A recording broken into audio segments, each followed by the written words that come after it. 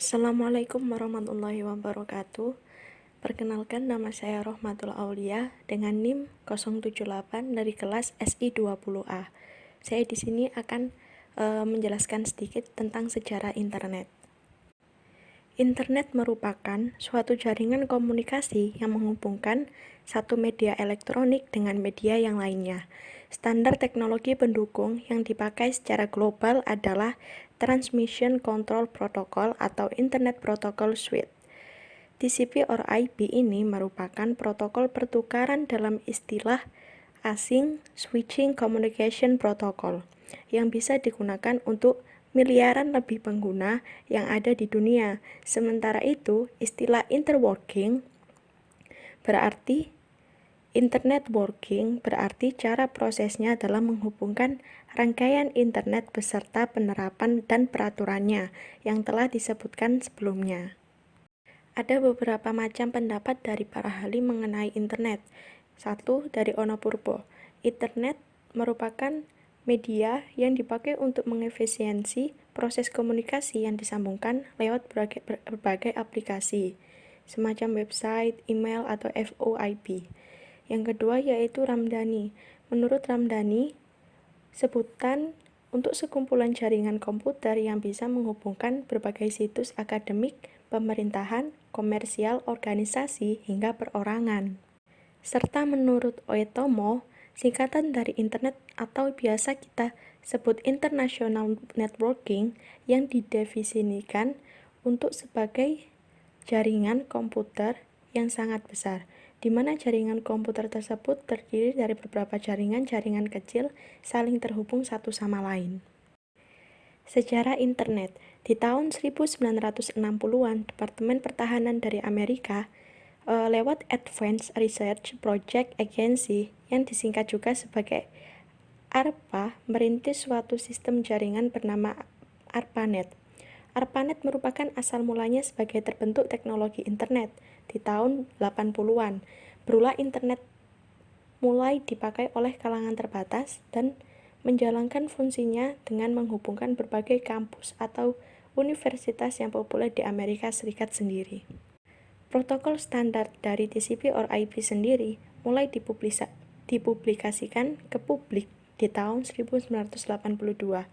Ada namanya domain juga sudah mulai dipakai 4 tahun setelahnya, tepat pada tahun 1984.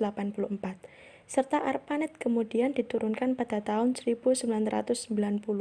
Namun memang internet hasil pengembangannya itu sendiri tetap berkembang terus-menerus hingga sekarang. Dulu informasinya yang dapat dimiliki lewat internet cuma menginformasikan sebatas teks.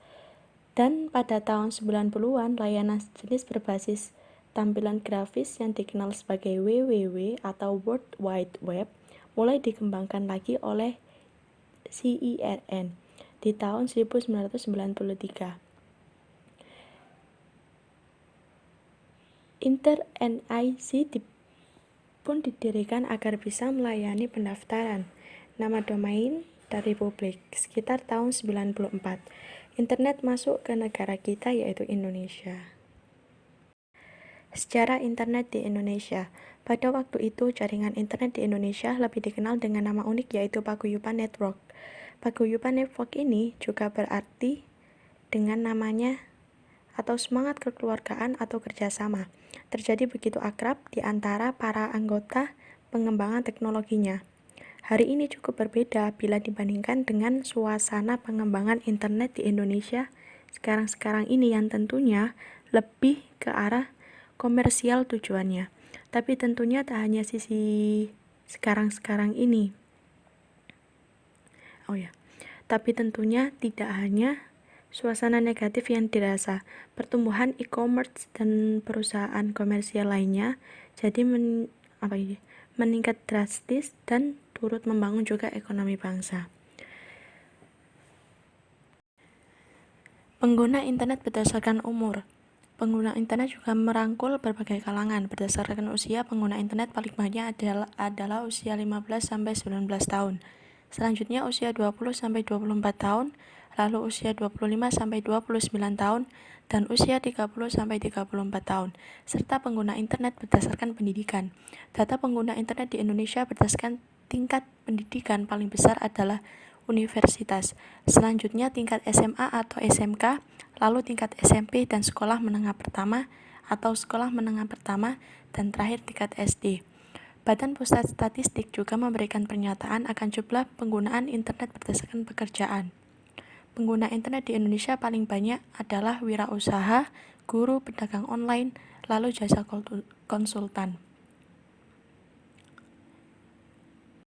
Tapi di sini terdapat juga kelebihan dan kekurangannya, yaitu kelebihannya kemudahan akses informasi, kemudahan untuk saling terhubung dengan yang lain, memudahkan bisnis online, memudahkan untuk mencari sesuatu yang dibutuhkan. Tetapi ada kekurangannya juga, yaitu menimbulkan radiasi, boros kuota, menghabiskan waktu yang tidak bermanfaat, dan meningkatkan risiko kejahatan dunia maya. Sekian presentasi dari saya. Wassalamualaikum warahmatullahi wabarakatuh.